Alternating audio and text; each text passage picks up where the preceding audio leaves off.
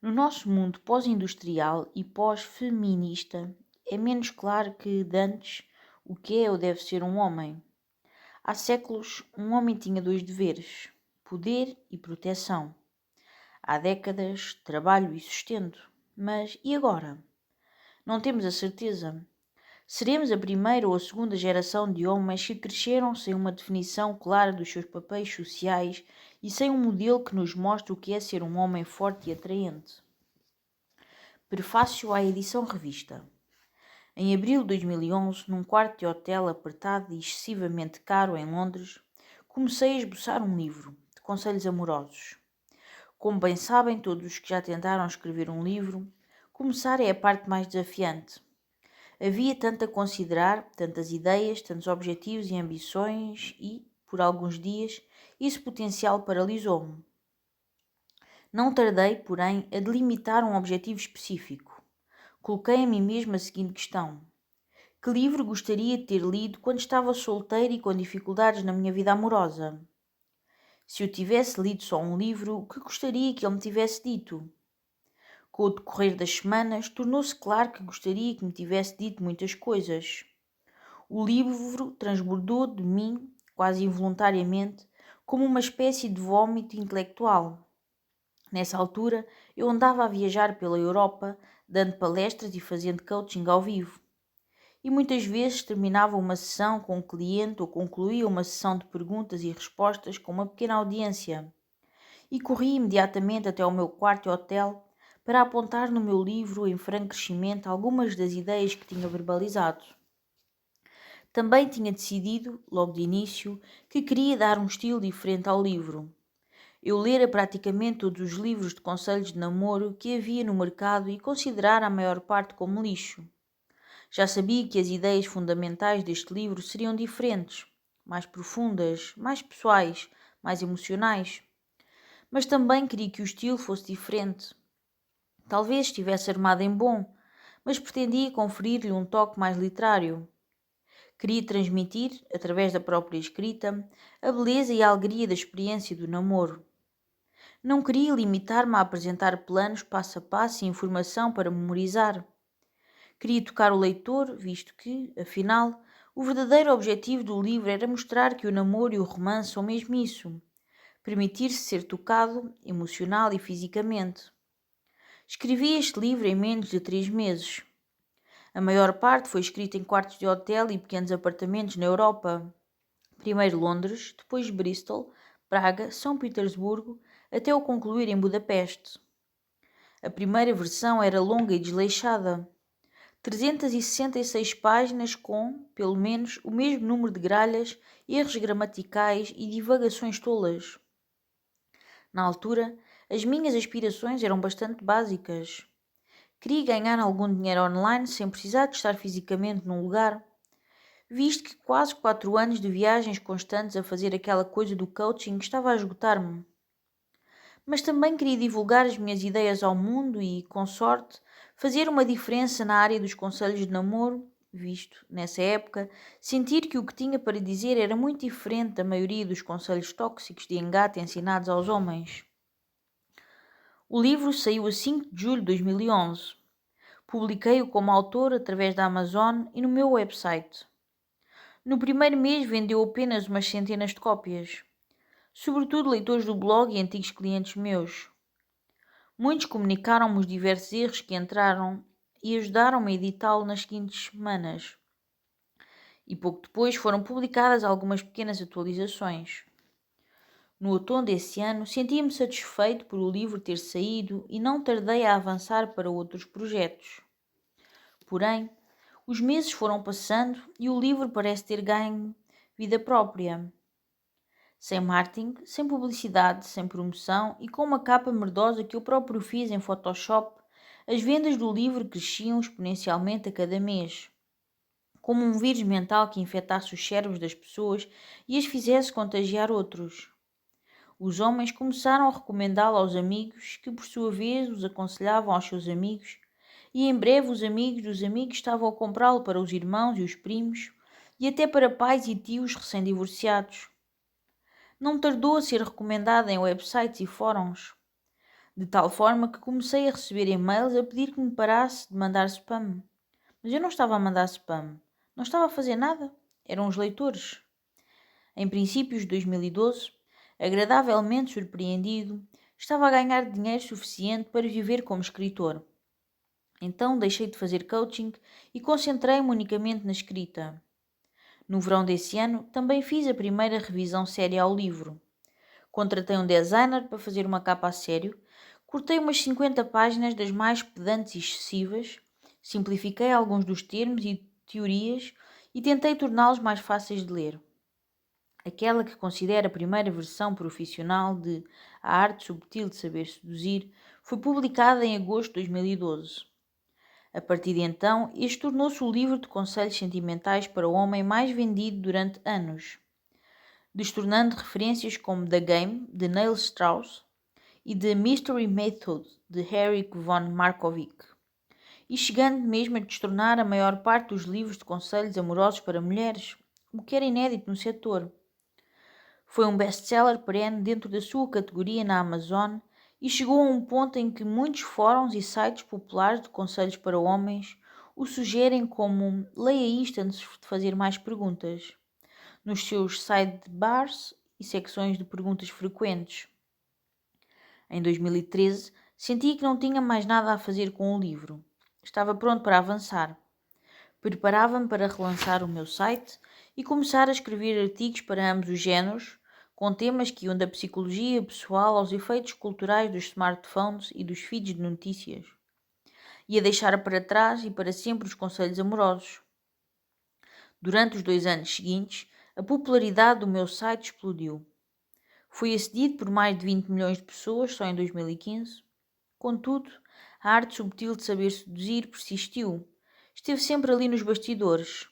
Sempre uma recordação pulsante do sítio de onde eu vinha e da virtude de correr em um risco calculado e ver aonde isso me conduzia. Porque, e a maioria das pessoas não o compreende agora, a arte subtil de saber seduzir foi um enorme risco quando saiu. A verdade é que, em 2011, poucos conselhos sobre relacionamentos e encontros falavam de completa honestidade, de aceitar a rejeição ou mesmo de polarizar as pessoas para obter reações negativas. A vulnerabilidade era uma palavra negativa para a maioria dos homens e tudo o que não lhes proporcionasse uma queca imediata era muitas vezes considerado inútil ou, ainda pior, cobarde. E, Deus nos valha, estás a falar de emoções, traumas ou sentimentos de inadequação? Do tipo, a sério? Mas quem é que quer ouvir isso, ó maricas? Vamos engatar umas gajas. Mas eu sabia, por ter trabalhado com centenas de homens em todo o mundo, que a maior parte dos seus problemas amorosos tinham pouco a ver com o saber o que dizer ou táticas para levar as mulheres para a cama mais depressa. A vasta maioria dos problemas destes homens era emocional. Tinham origem em profundas incapacidades de viver a intimidade. Nasciam de uma autoperceção irracionalmente negativa, provinda de uma vida inteira a sentirem-se inferiores e inadequados junto das mulheres. Vinham de homens que tinham medo de olhar a realidade nos olhos e continuar a sorrir. Ao conceber estas páginas, sabia que ou reformulariam grandemente o setor ou seriam ridicularizadas na página de vendas da Amazon e eu teria de arranjar um emprego. Hoje, porém, alegra-me dizer que muita da indústria dos conselhos amorosos para homens seguiu os meus passos e está agora a exaltar as virtudes da comunicação honesta, de criar coragem e confiança através da vulnerabilidade e de investir em cada um para que se torne um homem melhor e não apenas pareça um homem melhor. Por vezes, recebo e-mails de leitores que me enviam vídeos ou excertos de outras empresas ou coaches de conselhos sentimentais que, há 5 anos, eram os reis da estupidez. Usavam fatos ridículos e aconselhavam coisas como mostrar o pênis em público e berrar disparates às mulheres. Hoje, muitos desses homens pregam as virtudes de viver honestamente e de respeitar tanto os desejos das mulheres quanto os seus. É frequente um leitor perguntar-me: este tipo está a plagiar-te? Isto não te chateia? A verdade é que não, deixa-me feliz e orgulhoso. Nasci no Texas, onde temos tendência para falar imenso acerca de nós próprios. Se conseguirem imaginar-me sentado numa alpendre a beber uma lata de cerveja barata, com uma espingarda no colo, é mais ou menos essa a sensação de escrever isto. Então, deixem-me ir direto ao assunto e responder ao que provavelmente estão a perguntar. Que raio tem a última revisão e por que é que a fizeste? Esta última revisão vem na sequência da conclusão de um novo livro para ser publicado em 2016. Depois de acabar esse livro, voltei a analisar a arte subtil de saber seduzir. E mais uma vez senti que precisava de uma atualização, particularmente no que dizia respeito à escrita. Continuo a sentir-me confortável em relação às ideias e conselhos fundamentais do livro. Mas nos 4 anos que decorreram desde a última vez que a alterei, a minha escrita melhorou muitíssimo e as minhas capacidades explicativas aumentaram. Assim, mais uma vez, passei o texto a pente fino. Clarifiquei conceitos, reformulei conselhos, de modo a ficarem mais precisos. E reduzi ou removi completamente divagações excessivas.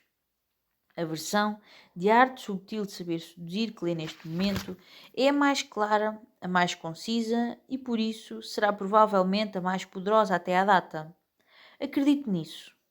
Para os leitores mais antigos, as mudanças incluem remoção da maior parte do capítulo 1 e transferência de algumas secções para outras partes do livro. Alteração do termo verdadeira confiança, true confidence, voltando a usar não carência, o termo original da primeira versão. Usei verdadeira confiança na segunda versão do livro porque achei que era mais digerível para o leitor médio. Vendo bem, parece-me apenas um termo vago e eufemista. Sempre gostei, e muitos leitores ainda o preferem, do termo original que inventei completamente, não carência. Este termo foi reutilizado juntamente com uma explicação adicional da sua origem. Substituição de falta de confiança por narcisismo. Narcisismo é um termo inteiramente novo para o livro e o que me parece mais exato e compreensível. No entanto, considero que falta de confiança é, na maioria dos casos, uma descrição bastante exata do narcisismo. Explicação mais exata das ideias de consentimento, reconhecimento e resposta ao que as mulheres sentem e, basicamente, tratá-las como pessoas e não como objetos. Isto sempre esteve implícito nas primeiras versões do livro, mas depois de ter visto com horror alguns dos e-mails que recebi de homens e a forma como eles interpretaram o livro, decidi ser mais explícito. Este livro trata de pessoas que falam e se relacionam com outras pessoas, não da obtenção de objetos ou símbolos de status. Limpeza de muito texto. Algumas secções ficaram menos secas. Foi acrescentado um pouco de humor. Eliminação de cerca de 30 páginas de temas erráticos e desnecessários. Explicações repetitivas e longas divagações ocasionais. Se é a primeira vez que lê o livro, não se rale com as mudanças e comece logo a ler. Se é um dos leitores antigos, os primeiros e os últimos capítulos são os que tiveram mais adições e alterações, enquanto o capítulo 8, antigo 9, é o que sofreu mais cortes. No fim de contas, apesar de pertencer a um género que é considerado pela maioria como uma anedota, sinto-me incrivelmente orgulhoso deste livro. Não só constituiu para mim o início de uma carreira que adoro, como também sinto que ultrapassei facilmente, na sua escrita, as minhas mais elevadas aspirações. A maioria dos livros morre após um par de anos, mas a arte subtil de saber seduzir continua a avançar gradualmente, tão resiliente, polarizador e vulnerável como sempre, deixando no seu rastro homens com as vidas mudadas.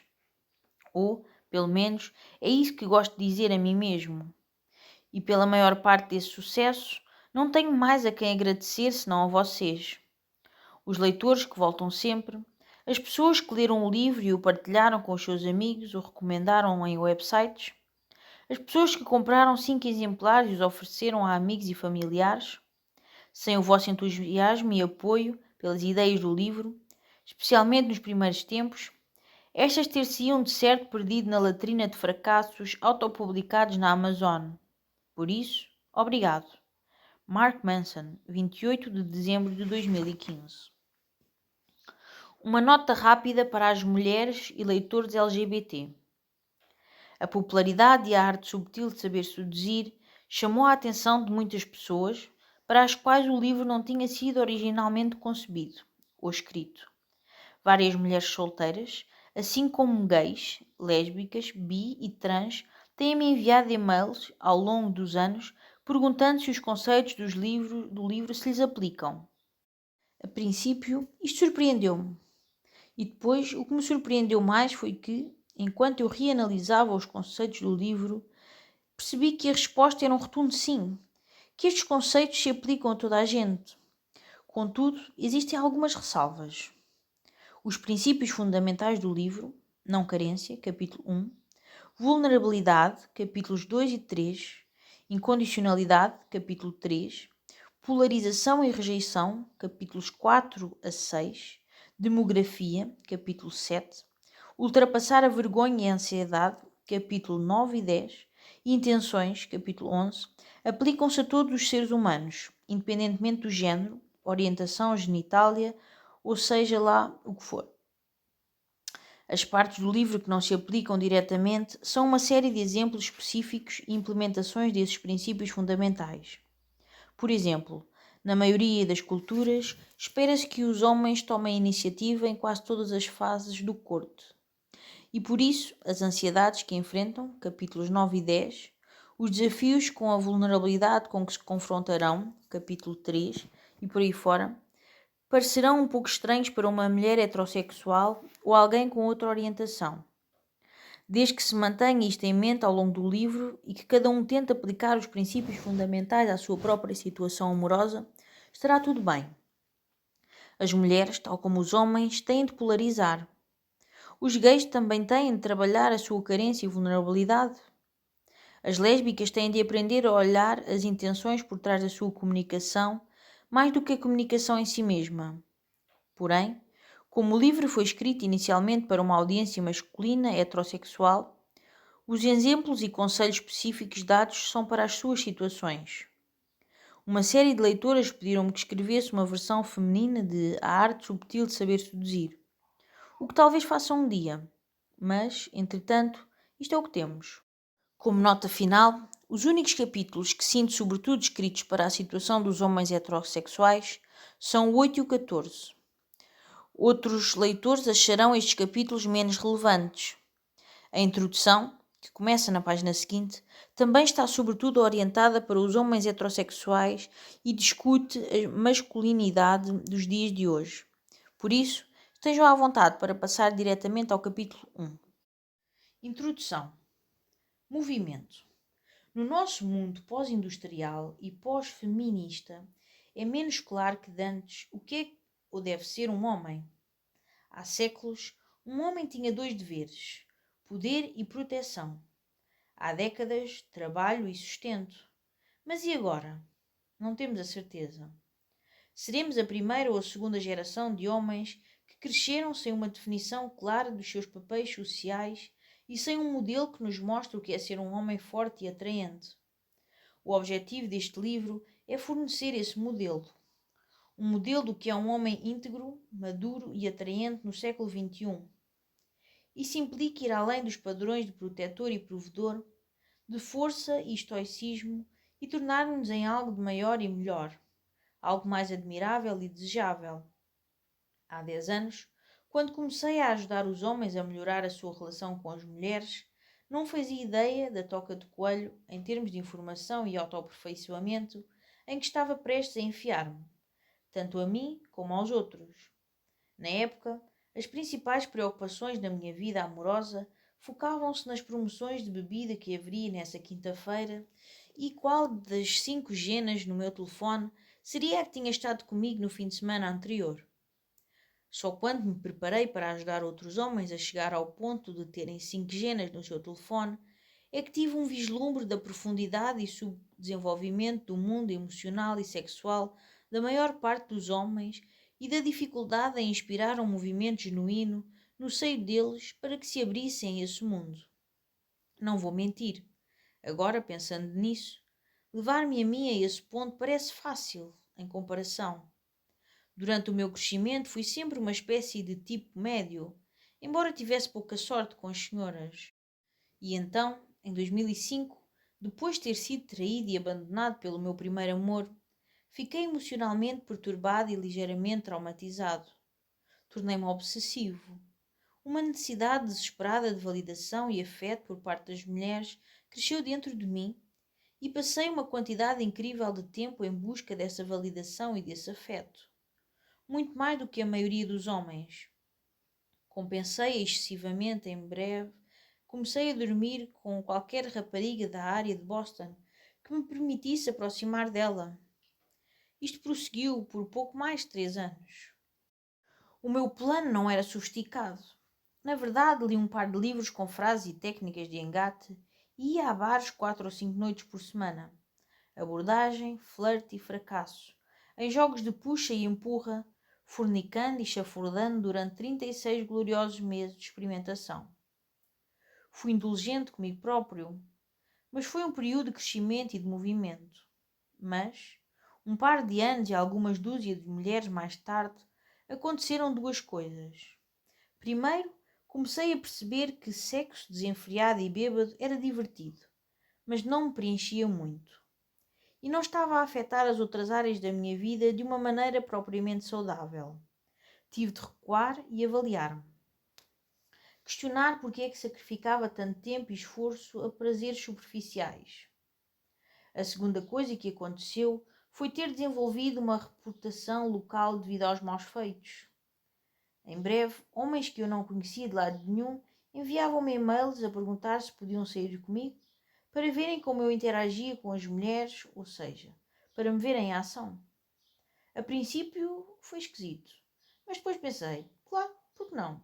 É só pangarem-me as bebidas ou darem-me qualquer coisa à parte? E, curiosamente, senti que foi aí que a verdadeira viagem começou.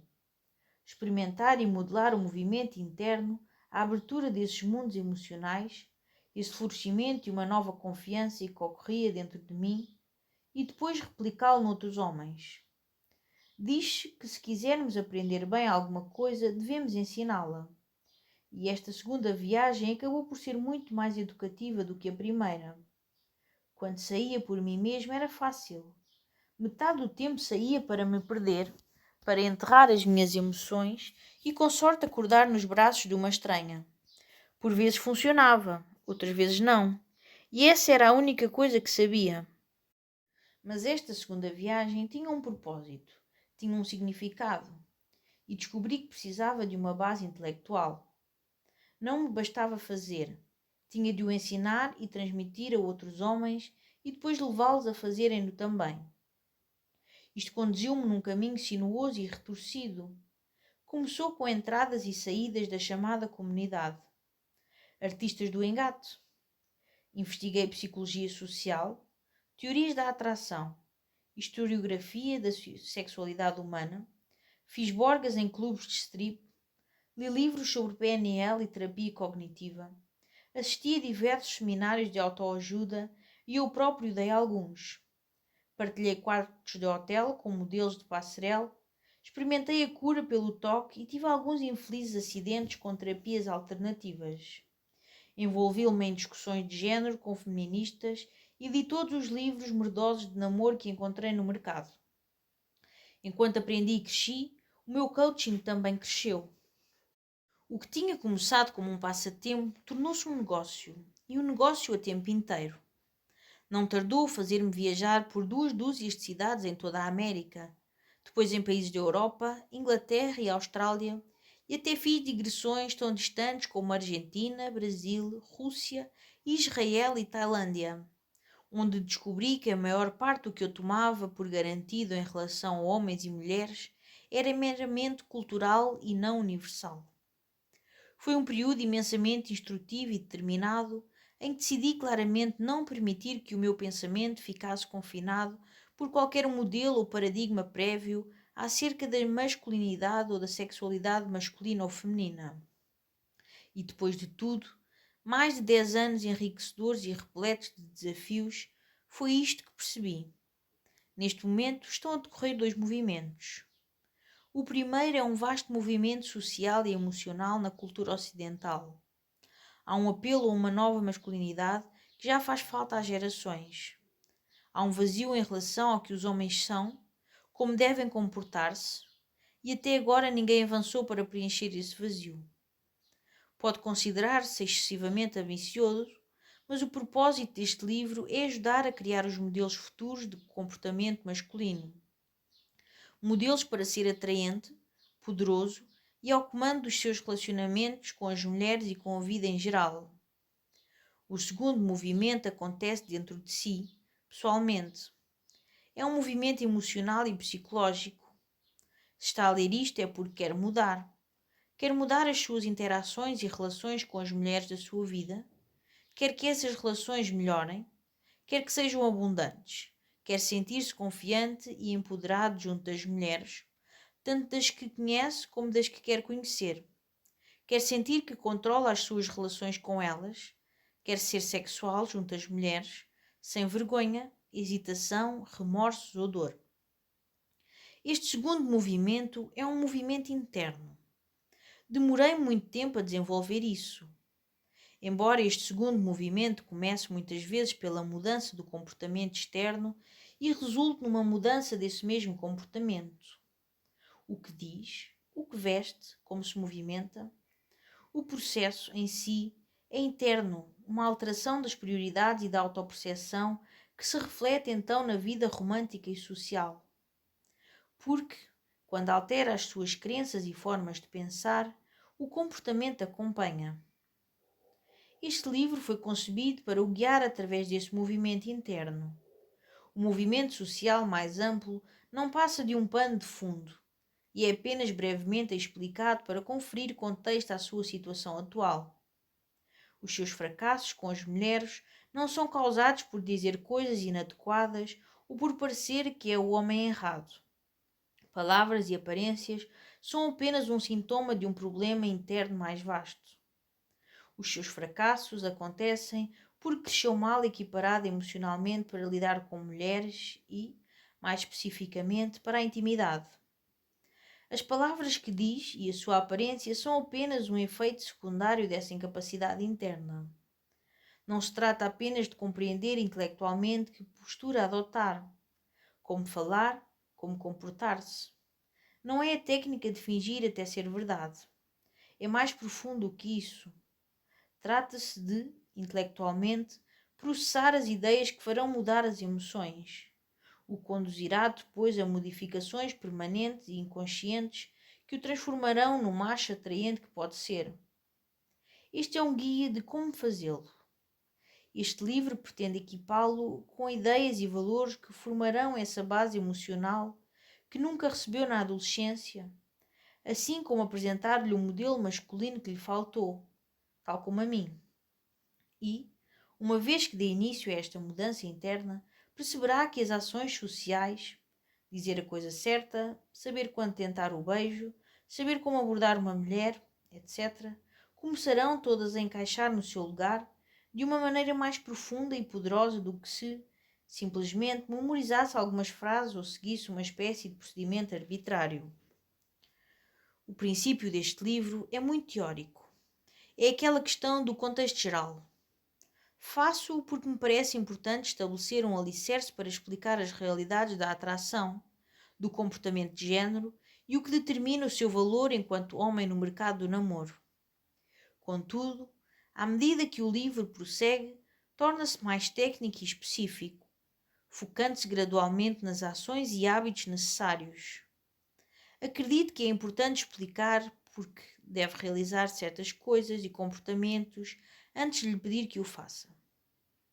A parte 1 é um olhar honesto sobre a atração feminista com base em pesquisa científica e as consequências realistas dessa pesquisa na vida moderna. A parte 2 é um resumo geral da estratégia de encontros românticos que recomendo a todos os homens que me pedem ajuda.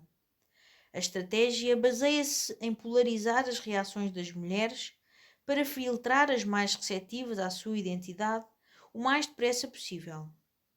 Aborda também a rejeição e como usá-la para o seu benefício e não como um obstáculo. Esta é uma estratégia baseada na realidade, não em fantasias ou na frivolidade de querer dormir com todas as mulheres que encontra ou namorar com um 10 perfeito, abordando-a com guiões ou frases de engate. Esses desejos estão enraizados na insegurança e devem ficar onde pertencem, nos seus sonhos. Em vez disso, a parte 2 é uma estratégia a longo prazo, concebida para conduzir um homem da situação de 100 mulheres na minha vida a montes de mulheres fantásticas na minha vida, o mais depressa possível. A parte 3 apresenta a primeira parte da nossa estratégia e cobre o primeiro dos 3 pilares enunciados no capítulo 6. Construir um estilo de vida agradável e tornar-se um homem atraente. Os passos definidos nesta parte serão específicos, mas serão propósitos a longo prazo, com benefícios também a longo prazo. A parte 4 aborda o desenvolvimento da coragem e tornar-se um homem de ação. Espera-se que os homens tomem a iniciativa em todas as fases da corte. As razões para isso são explicadas na parte 1. E por isso, um homem que seja hesitante, ansioso ou que receie tomar a iniciativa não irá muito longe com a maioria das mulheres. Os conselhos apresentados neste passo exigirão diligência, mas proporcionarão mudanças duradouras aos que se dediquem.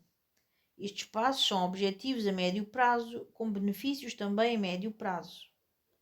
Finalmente, a parte 5 vai apresentar os princípios práticos de uma comunicação mais eficaz, atraente, aberta e sexual. Os passos enumerados nesta secção terão benefícios imediatos a curto prazo. O meu objetivo é proporcionar-lhe uma perspectiva em profundidade relativamente às suas emoções e à forma como age, concedendo-lhe ao mesmo tempo processos práticos para se aperfeiçoar e atingir os seus objetivos. Se está à procura de um livro cheio de diga esta frase e depois executa o plano de toque X4Z3, vai ficar desapontado. Não só com este livro, mas com todos os livros que dão esse género de sugestões. Porque são soluções penso rápido. Enquanto não aprender a confiar nas suas ações e não aprender como procurar mulheres com o seu estilo e personalidade únicos, não aprendeu absolutamente nada. Este livro tem o propósito de lhe dar a sua primeira verdadeira educação sobre mulheres e atração. A educação que devia ter recebido há muito tempo, por uma série de fontes, mas que não recebeu. E digo-lhe desde já, tem pouco ou nada a ver com o que anda a dizer. Tem tudo a ver com corpo, expressão, emoção e movimento. Há poucos anos estive na Argentina. Aí fiz uma das mais importantes descobertas desde que comecei a fazer isto. Num clube, vi uma rapariga sentada sozinha. Parecia chateada e, quando me aproximei dela, não se mostrou mais satisfeita. Ela não falava inglês e nessa época eu quase não falava espanhol. Ela não quis dançar e não mostrou qualquer interesse em conversar. Parecia tímida e distraída, como se estivesse ocupada com algo distante e invisível de que, apesar dos seus melhores esforços, não conseguisse livrar-se. Finalmente, com recurso a alguma tenacidade, consegui que dançasse e depois sorrisse. E o que descobri ao longo da semana seguinte foi o quão desnecessárias são as palavras quando se trata de sedução. Enquanto dançávamos, tocávamos e brincávamos, fiz-lhe brincadeiras com as mãos, fi-la rodopiar, fiz caretas e comuniquei com uma linguagem gestual inventada. Abracei-a, acariciei-a e toquei-lhe no cabelo. Fizemos desenhos em guardanapos um para o outro. Quando pus o braço em torno dela e ela se encostou a mim, isso valeu por mais de 1000 conversas. Movemo-nos e, enquanto esse movimento nos aproximava fisicamente, aproximámo-nos emocionalmente até sermos só um e atingirmos o auge. Emerson escreveu: o que fazes fala tão alto que não ouço o que dizes. A sedução é a interação das emoções. O seu movimento, ou a falta dele, reflete e altera as emoções, não as palavras. As palavras são o efeito secundário. O jogo são as emoções. Emoções através de movimento. Se aprender alguma coisa neste livro, que seja isso. A nossa cultura tornou-se estacionária. Passamos o tempo sentados atrás de secretárias, atrás de ecrãs e dentro de carros.